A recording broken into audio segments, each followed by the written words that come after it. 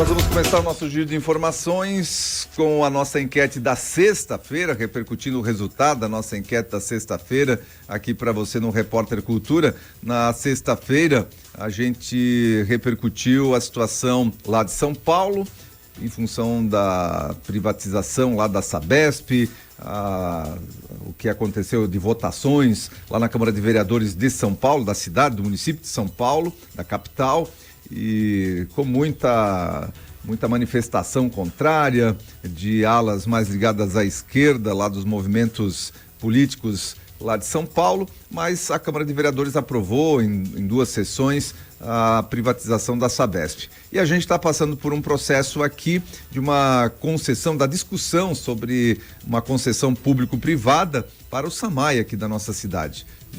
É diferente do que acontece lá na cidade de São Paulo, mas é trazer também a entidade privada para a gestão do SAMAI e da questão do esgoto e da água, do saneamento básico aqui da cidade de Timbó.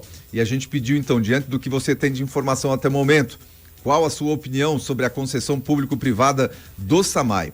52,7% das pessoas que votaram disseram que não concordam com essa concessão público-privada. 27,9% disseram que precisam ter mais informações para se posicionar. Inclusive, tem uma matéria no Instagram da Rádio Cultura, você pode ver lá nos itens do Instagram, lá no histórico de publicações do Instagram, o chamado feed do Instagram da Rádio Cultura de Timbó. Você pode pesquisar lá e tem uma matéria completa a respeito, explicando também como é que vai funcionar essa concessão público-privada. Então você que está entre esses 28% aqui que precisam de mais informação, tem uma fonte de informação aí para você. 19,4% dizendo que concordam, ou seja, vamos arredondar isso, 20% dizendo que concordam e os outros 80% divididos aí com 53% entre aqueles que não concordam com a concessão público-privada e 27%, 28% entre aqueles que querem mais informação a respeito para poder se posicionar. Então, tá aí a nossa enquete da última sexta-feira. Obrigado para você que participou. Já está sendo distribuída aí nos grupos de jornalismo de WhatsApp, já está disponível no YouTube e também no Facebook o link para você poder votar e participar na nossa enquete do dia de hoje. Os vereadores trazem quase 1 milhão em emendas parlamentares para a área da saúde, especialmente. Os vereadores Douglas Emanuel Marchetti e a Gilmara Giotti compartilharam um trabalho que estão realizando para auxiliar o município de Timbó, especialmente na área da saúde. Segundo os vereadores, os recursos estão distribuídos da seguinte forma: R$250 mil provenientes do deputado federal Fábio Stiochetti, 250 mil do deputado estadual Marcos da Rosa e 250 mil do deputado estadual Maurício Skudlark. Marchetti e Gilmara também mencionaram que no dia 2 de maio se reuniram com o secretário de saúde, o Alfredo Berri, o Alfredinho, para discutir sobre recursos destinados à saúde, bem como sobre a disponibilidade de médicos nas unidades de saúde e as demandas relacionadas ao pronto-socorro do Hospital e Maternidade Oase. Aí a gente verifica essa questão das emendas parlamentares, aquelas emendas que são liberadas aí pelo governo federal para os deputados federais. A gente tem também os deputados estaduais que também têm recursos disponíveis aí para serem distribuídos às suas bases eleitorais. A gente já falou muito sobre isso por aqui. O dinheiro vai para as mãos aí dos deputados e aí os políticos das cidades, aqueles que têm mais influência, eles acabam buscando esse recurso para a cidade através aí dessas emendas parlamentares destinadas à nossa saúde, segurança, enfim, de acordo com aquilo que os vereadores, o prefeito, enfim, que alcança e que busca e que consegue as emendas, acaba destinando. Mas é importante. A gente já esteve aqui na semana passada também o Flávio Bussi falando aí sobre emendas e os valores que conseguiu. Agora tem aí o Douglas e a Gilmara também falando sobre emendas que conseguiram. No final das contas, tem que entrar no jogo, né? Tem que entrar no jogo da política, é esse o jogo atual. tem que buscar os recursos através das emendas parlamentares e que elas cheguem logo aí para que a gente possa realmente utilizar nas áreas em que elas foram destinadas. Agora vamos repercutir, vamos falar lá do Rio Grande do Sul, mas eu quero falar do Rio Grande do Sul do ponto de vista aqui de mais apoio que está sendo enviado, aliás, pelo estado de Santa Catarina. Além de ser o primeiro estado a enviar ajuda, agora Santa Catarina é o que mais tem bombeiros atuando lá no estado gaúcho. Na manhã desta segunda-feira, dia 6, o Corpo de Bombeiros Militar de Santa Catarina realizará o revezamento das equipes de força-tarefa que estão atuando em apoio aos gaúchos. A rendição, como é chamada essa troca de equipes, acontecerá hoje às 10 horas no quartel da corporação em Araranguá. Nesta segunda etapa do trabalho, Santa Catarina está enviando 39 bombeiros militares especializados para esse tipo de ocorrência, totalizando 9 células. Além da equipe de drones e o novo comando da operação. Entre os demais recursos empregados estão 10 viaturas 4x4, 17 embarcações, 11 motores de popa, drones e equipamentos para resgate em áreas especializadas. A gente está vendo ali, inclusive, imagens, né, do pessoal do Corpo de Bombeiros deslocando equipes aí durante a madrugada já, para se preparando para ir lá para o Rio Grande do Sul. Equipes do Corpo de Bombeiros atuam por 14 horas ininterruptas na região da Grande Porto Alegre. Mais de 1.500 pessoas e 200 animais foram resgatados. Deslocadas para atuar na região da Grande Porto Alegre, no sábado, dia 4, as equipes do Corpo de Bombeiros de Santa Catarina receberam durante o deslocamento um chamado de urgência referente 100 crianças que estavam ilhadas no segundo pavimento de uma escola. Na chegada, por volta das 19 horas, prontamente se equiparam e iniciaram o atendimento. Vejam só, gente, 100 crianças ilhadas aí no segundo andar de uma escola. Ao chegar no local do pedido de socorro, foi confirmado se tratar de um espaço que estava sendo usado por famílias que já estavam desabrigadas. Eram 800 pessoas necessitando ser realocadas para locais seguros. Foram contabilizadas 14 horas ininterruptas de trabalho de resgate de pessoas apenas nessa localidade. Trata-se de uma região ampla de cerca de 30 mil pessoas que historicamente nunca foi atingida por enchentes dessa proporção. Ao todo foram resgatadas na região de Guaíba 1.555 pessoas e 200 animais com vida. E aí a gente tem a atualização ali na região de Lajeado e Santa Cruz do Sul. Durante a atuação na região de Lajeado e Santa Cruz do Sul, as 7 equipes da Força Tarefa do Corpo de Bombeiros de Santa Catarina salvaram mais de 600 vidas entre animais, também entre pessoas e animais. A maior parte da atuação, em razão da expressiva elevação das águas ali no estado vizinho, esteve relacionada ao resgate de pessoas que estavam ilhadas nas suas residências, em cima de telhados e até mesmo agarrados em árvores. Além disso, resgatou 3 vítimas que infelizmente já estavam em óbito, sendo 2 delas em áreas deslizadas e uma em uma residência tomada pelas águas. Entre os resgates que mais comoveram as equipes estão de um senhor que estava há 4 dias agarrado a uma árvore em Cruzeiro do Sul. Ele relatou aos bombeiros catarinenses que não conseguia ser avistado pelas aeronaves e que, ao ouvir nossas equipes apitando, acenou e teve naquele momento o resgate que tanto precisava. Depois de 4 dias agarrado a uma árvore, vejam só.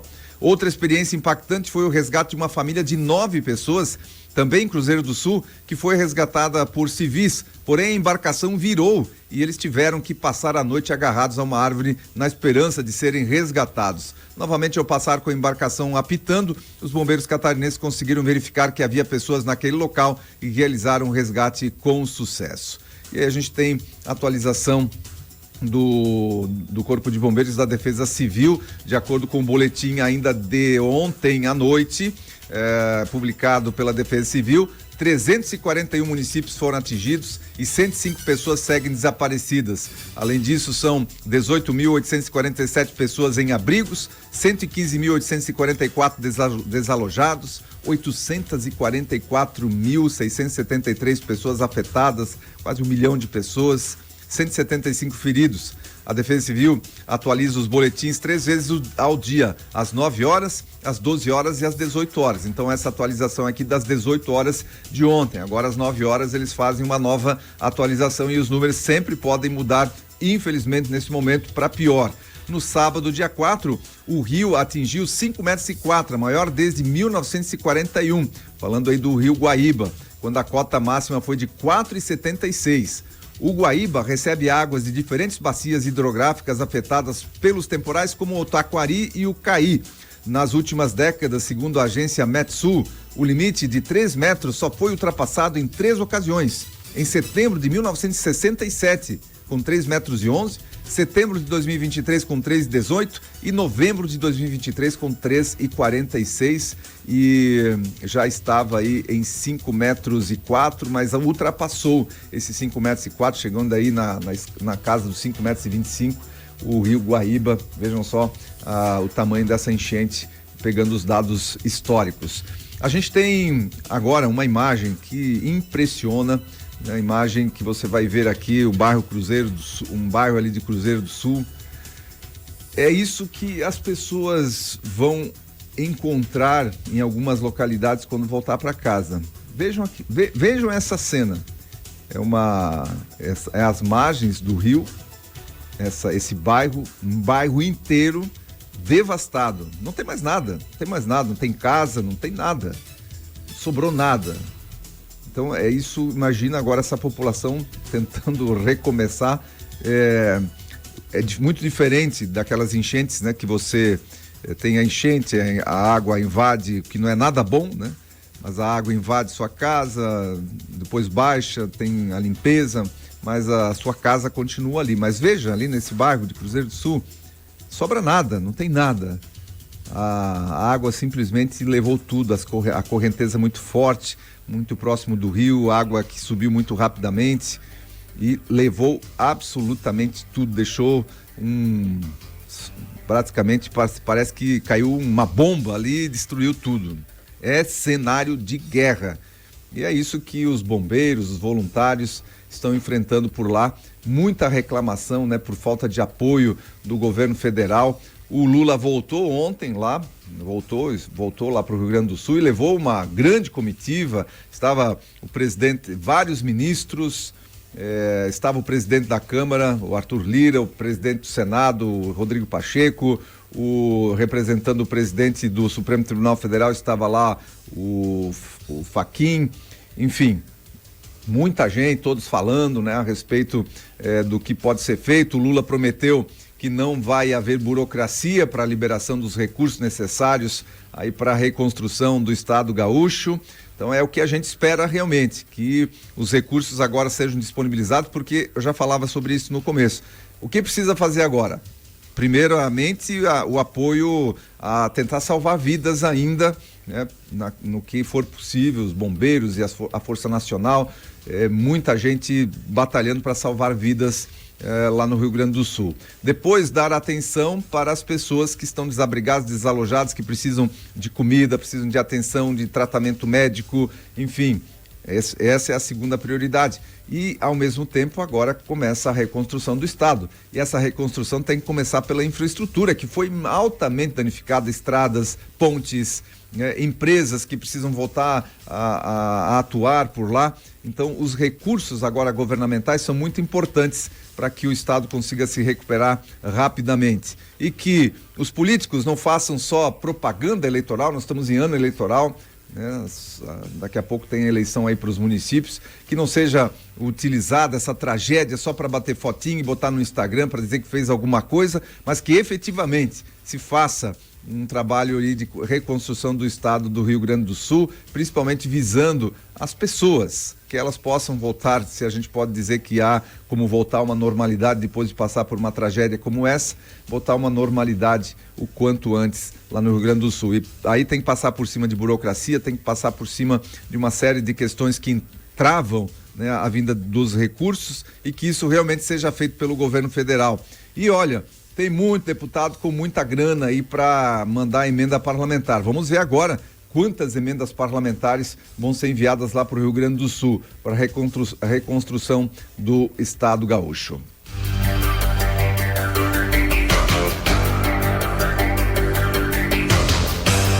Voltando a Santa Catarina, falamos aqui da febre do Oropouche.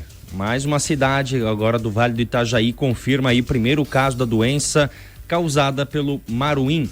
Prefeitura de Luiz Alves confirmou na tarde de sexta-feira o primeiro caso da febre Oropouche, causada pela picada do maruim. No dia 27 de março, lembrando, a cidade de Luiz Alves decretou situação de emergência devido à proliferação desse mosquito, que saiu da área rural, onde comumente é encontrado, e se expandiu para a área urbana.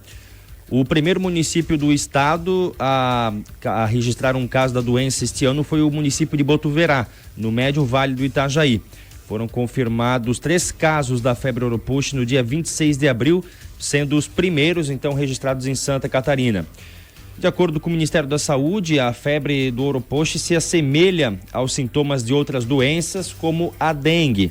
Ambas as doenças podem apresentar sintomas semelhantes, como febre, dores no corpo e nas articulações, além de dor de cabeça e fadiga. Conforme o Ministério da Saúde, a febre Oropouche é mais uma doença causada por um arbovírus. Por isso, não existe tratamento específico, mas o paciente deve permanecer em repouso e ter acompanhamento médico. Podem ser prescritos analgésicos e antitérmicos comuns para aliviar os sintomas, que são muito parecidos com os da dengue. A transmissão da doença, porém, não ocorre pela picada do Aedes aegypti, que é o mosquito da dengue, e sim de outros mosquitos, né? Sobretudo o maruim, e em alguns casos até mesmo o que a gente conhece como pernilongo. Conforme o Consórcio Intermunicipal de Gestão Pública do Vale do Itapucu, no início de abril, o controlador bioativo do maruim entrou em fase de pesquisa para ter sua eficácia comprovada em laboratório.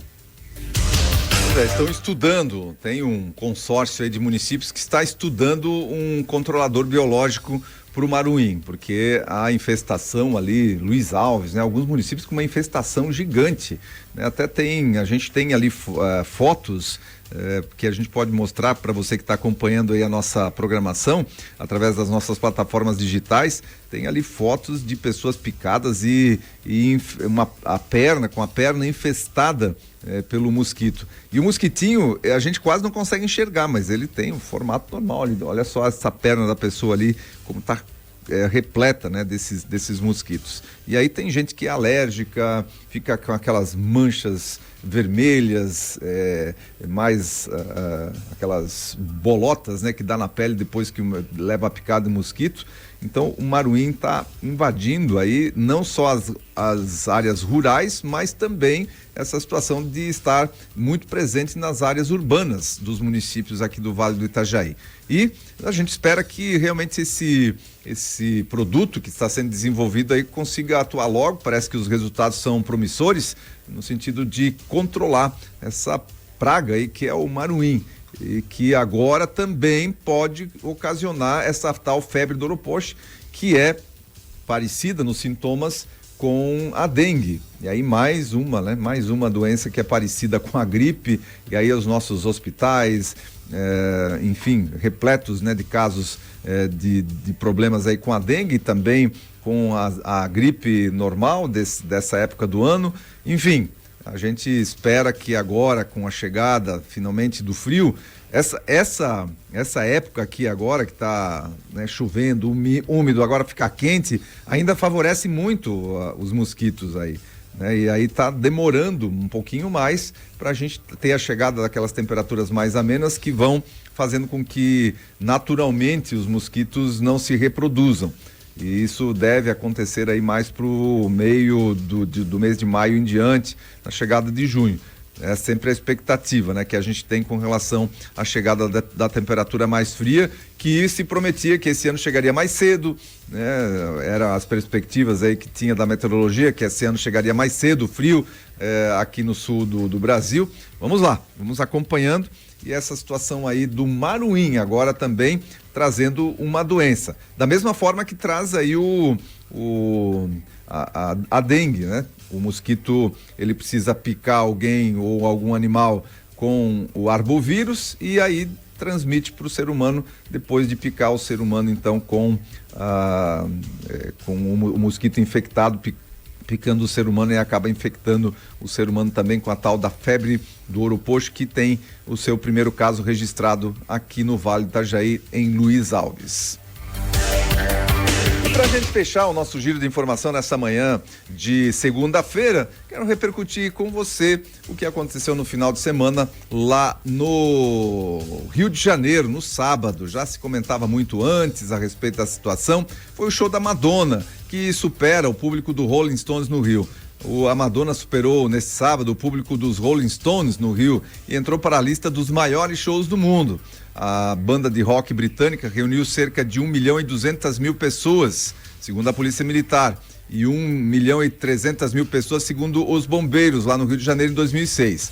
Na noite de sábado, Madonna superou esse número com 1.600.000 pessoas na areia e na orla, segundo estimativa da Rio Tour, empresa de turismo no município do Rio de Janeiro. Como não foi comprado ingresso, aí era a contagem do público mais no visual mesmo, como são naquelas manifestações. Mas aqui, pelo jeito, não tem ninguém dizendo que só tinha 100.000 pessoas, né? Como fazem quando tem alguma manifestação, você já sabe de quem aí. O show da cantora se torna o 5º maior do mundo. Ela deve dividir a colocação com o festival Monster of Rock, que também reuniu cerca de 1.600.000 pessoas em Moscou em 1991. Muito bem, dito isso, a gente tem agora as repercussões do show da Madonna. Eu quero separar aqui em duas questões o show da Madonna. A primeira é o show business, é o negócio, show da Madonna. A gente teve essa situação aqui, vocês lembram da festa do imigrante? Que estava acontecendo e tinha chuvas acontecendo aqui também lá no Rio Grande do Sul, se não me engano. Enfim, tinha situações aqui que a nossa prefeitura teve que decidir se fazia ou não fazia, enfim. E o que eu quero falar com isso, trazendo, né, aquela situação ali daqui de Timbó também. Os negócios precisam ter sequência nos estados em que os estados não afetados pela tragédia, os estados não afetados pela chuva, os estados em que as coisas estão funcionando precisam continuar funcionando. Então o show business faz parte, né, dos negócios, como a indústria, como o turismo, faz parte. Então a gente tem que torcer para que as coisas continuem funcionando nos estados em que está tudo certo, até para que a gente possa, com tudo funcionando, a gente possa ajudar o estado do Rio Grande do Sul, que precisa tanto de ajuda. Essa é uma questão. Então, o show da Madonna faz parte do show business. Eles não pensem que teve algo beneficente lá com o show da Madonna. O estado do Rio de Janeiro apoiou lá com 20 milhões, mas quando tem Oktoberfest aqui, o município apoia também, tem apoio, mas teve venda, foi um evento que teve o objetivo de gerar lucro para as pessoas que estavam envolvidas. Então teve marketing envolvido, foi um evento privado, né, com centenas como centenas de outros mega eventos que acontecem aqui no país. Não pense que a prefeitura trouxe para propiciar esse show de graça, não. Teve venda milionária de patrocínios, venda de direito de transmissão de som e imagens.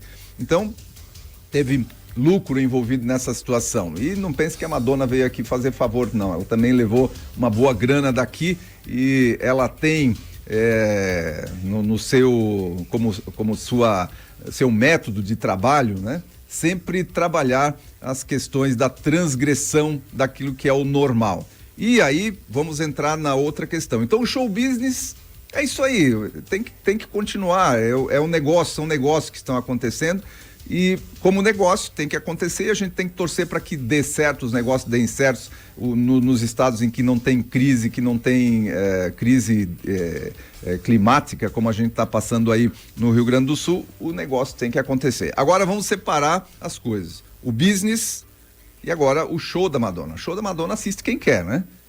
Ninguém é obrigado a assistir o show da Madonna, apesar de que você passa aí no feed do Instagram e vai aparecendo imagens daquela orgia a céu aberto. Orgia a céu aberto. Parecia realmente uma zona de baixo meretrício, uma daqueles shows que acontecem aí nas zonas de baixo meretrício. E aí assiste quem quer, né? Vai lá assistir. Tinha 1.600.000 pessoas, 1,5 milhão, não importa, estava cheio, estava lotado. E assiste quem quer. Se você é pai e você está permitindo que o seu filho adolescente assista a shows e vídeos da Madonna, aí você é que tem que repensar os seus valores. Assiste quem quer, tá ali, vai assistir quem quer. E a minha visão agora, um show de orgia, um show de zona de baixo meretrício, né, que aconteceu ali no show da Madonna e que vai acontecer em qualquer lugar do mundo em que ela se apresentar. Esse é o modo de ela ganhar dinheiro, é o modo dela ganhar dinheiro. Ela se apresenta desse jeito, sempre foi assim, ela sempre se apresentou desse jeito. Então, são as duas visões, né, que a gente precisa trazer. O show business, que é negócio, e essa questão de assiste quem quer. A gente tem liberdade de assistir ou não essa orgia toda que foi passada aí no show da Madonna.